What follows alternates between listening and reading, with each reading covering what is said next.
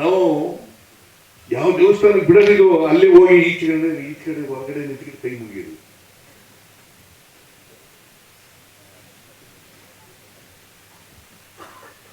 ಒಳಗಡೆ ಬಿಡೋದೇ ಇಲ್ಲ, ಹೊರಗಡೆನೆ ಕೈ ಮುಗಿಯೋದು. ಇದನ್ನ ಬಿಟ್ಬಿಡಿ ಅಂತ ನಾರಾಯಣ ಗುರುಗಳು ಅದಕ್ಕೆ ಬೇಕಾದಷ್ಟು ದೇವಸ್ಥಾನಗಳು ಕಟ್ಟಿಸ್ತಾರೆ. ಕೋಸ್ಟಲ್ ಏರಿಯಾದಲ್ಲಿ ಬಹಳಷ್ಟು ದೇವಸ್ಥಾನಗಳು ಕಟ್ಟಿಸ್ತಾರೆ. ನೋಡಿ, ಇವೆಲ್ಲ ಜಾತಿ ವ್ಯವಸ್ಥೆ ಮಾಡಿದ್ದು ನಾವು ಮಾಡ್ಕೊಳ್ಳಿಲ್ಲ, ಪಟ್ಟಭದ್ರಿತ ಶಕ್ತರು ಮಾಡಿದ್ದು. ಚತುರ್ವರ್ಣ ವ್ಯವಸ್ಥೆ ಯಾರು ಮಾಡೋದು? ನಾವು ಮಾಡಿದ್ವಾ? ನಾವು ಮಾಡಲೇ ಇಲ್ಲ. ಅದರಿಂದ ಇವತ್ತು ಅಸಮಾನತೆ ಆಗಿದೆ. ಅದಕ್ಕೆ ಅಂಬೇಡ್ಕರ್ ಏನ್ ಹೇಳ್ತಾರೆ ಅಂತಂದ್ರೆ, ಎಲ್ಲಿವರೆಗೆ ಸ್ವಾತಂತ್ರ್ಯ ಬಂದು ಇಷ್ಟು 75 ವರ್ಷ ಆಯ್ತು, ಅಲ್ಲ, ಸ್ವಾತಂತ್ರ್ಯ ಬಂದು 78 ವರ್ಷ ಆಯ್ತು, ಸಂವಿಧಾನ ಬಂದು 75 ವರ್ಷ ಆಯ್ತು, ಸಮಾನ ಅವಕಾಶಗಳು ಎಲ್ರಿಗೂ, ಯಾವುದೇ ಜಾತಿ ಧರ್ಮ ಇದ್ದೇನೆ ಎಲ್ರಿಗೂ ಅವಕಾಶ ಸಮಾನವಾಗಿ ಕಲ್ಪಿಸ್ಬೇಕು. ಇಷ್ಟಾದ್ರೂ ಕೂಡ ಜಾತಿ ಹೋಗಿಲ್ಲ. ಯಾಕಂದ್ರೆ ನಮ್ಮ ಜಾತಿ ವ್ಯವಸ್ಥೆಗೆ ಚಲನೆ ಇಲ್ಲ.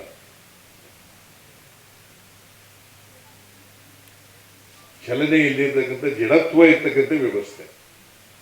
ಅದಕ್ಕಾಗಿ ಬಸವಣ್ಣ 850 ವರ್ಷಗಳ ಹಿಂದೆ ಹೇಳಿದ್ರು ಜಾತಿ ಹೋಗ್ಬೇಕು ಅಂತ.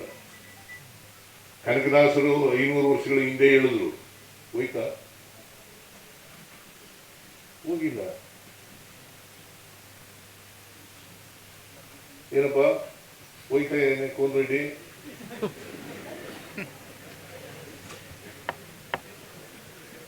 ಏನಪ್ಪ ನಾಗರಾಜ್ ಮುಟ್ಟಿ ಹೋಗಿದೆಯಾ? ಇವನಾರವ ಅಂತ ವಚನ ಹೇಳೋದು, ಆಮೇಲೆ ಯಾವ ಜಾತಿ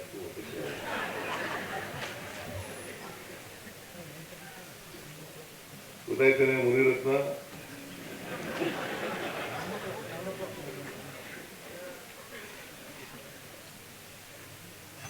ಅಟ್ಲೀಸ್ಟ್ ಕನಿಷ್ಠ ಪಕ್ಷ ನಮ್ಮ ಬದುಕನ್ನ ಸಾರ್ಥಕ ಮಾಡ್ಕೊಳ್ತಕ್ಕಂಥ ಪ್ರಯತ್ನ ನಾವು ವಿಚಾರ ಕೇಳೋದು ಮರ್ತು ಬಿಡೋದು. ಆ ದಾರಿನಲ್ಲಿ ನಡೀತಕ್ಕಂಥ ಪ್ರಯತ್ನ ಸ್ವಲ್ಪ ಆದ್ರೂ ಕೂಡ ಮಾಡಲಿಕ್ಕೆ ಪ್ರಯತ್ನ ಮಾಡಿ. ಅದಕ್ಕೆ ಅಂಬೇಡ್ಕರ್ ಏನ್ ಹೇಳ್ತದೆ ಅಂತಂದ್ರೆ, ನಾವು 1950 ಜನವರಿ 26ನೇ ತಾರೀಕು ನಮ್ಮ ಸಂವಿಧಾನ ಜಾರಿಗೆ ಬರ್ತದೆ. ಅವತ್ತು ಎಂಥ ಸಮಾಜಕ್ಕೆ ಕಾಲಿಡ್ತಾ ಇದ್ದೀವಿ ನಾವು? ವೈರುಧ್ಯತೆ ಇರ್ತಕ್ಕಂಥ ಸಮಾಜಕ್ಕೆ ಕಾಲಿಡ್ತಾ ಇದ್ದೀವಿ. ಜಾತಿ ವ್ಯವಸ್ಥೆ ಇದೆ, ಜಾತಿ ಅಸಮಾನತೆ ಇದೆ, ಆರ್ಥಿಕ ಅಸಮಾನತೆ ಇದೆ, ಶೈಕ್ಷಣಿಕ ಅಸಮಾನತೆ ಇದೆ, ರಾಜಕೀಯ ಅಸಮಾನತೆ ಇದೆ. ಇಂಥ ಸಮಾಜಕ್ಕೆ ಕಾಲಿಡ್ತಾ ಇದ್ದೀವಿ. ಎಲ್ಲಿವರೆಗೆ ಅಸಮಾನತೆಯನ್ನ ನಾವು ತೊಡೆದಾಕಲ್ಲ, ಅಲ್ಲಿವರೆಗೆ ಸ್ವಾತಂತ್ರ್ಯ ಬಂದದಕ್ಕೆ ಸಾರ್ಥಕ ಆಗಲ್ಲ, ಅದು ಯಶಸ್ಸಾಗಲ್ಲ. ಅದಕ್ಕೆ ಅಸಮಾನತೆಯನ್ನು ತೊಲಗಿಸಲೇಬೇಕು.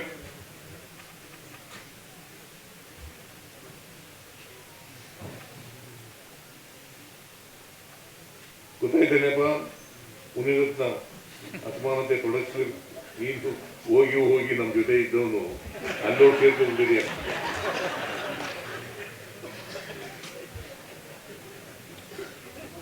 ಎಂಬತ್ಮೂರರಿಂದ 2013ರಿಂದ 18ರವರೆಗೆ ಪಾಪ ಒಳ್ಳೆಯವನಾಗಿದ್ದ.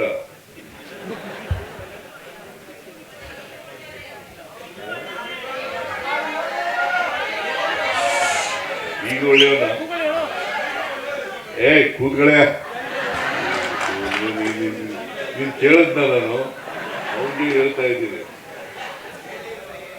ಹೆಚ್ಚಿನ ವಿಡಿಯೋಗಳಿಗೆ ಪ್ರತಿಧ್ವನಿ ಯೂಟ್ಯೂಬ್ ಚಾನೆಲ್ ಸಬ್ಸ್ಕ್ರೈಬ್ ಮಾಡಿ, ಬೆಲ್ ಐಕಾನ್ ಕ್ಲಿಕ್ ಮಾಡಿ.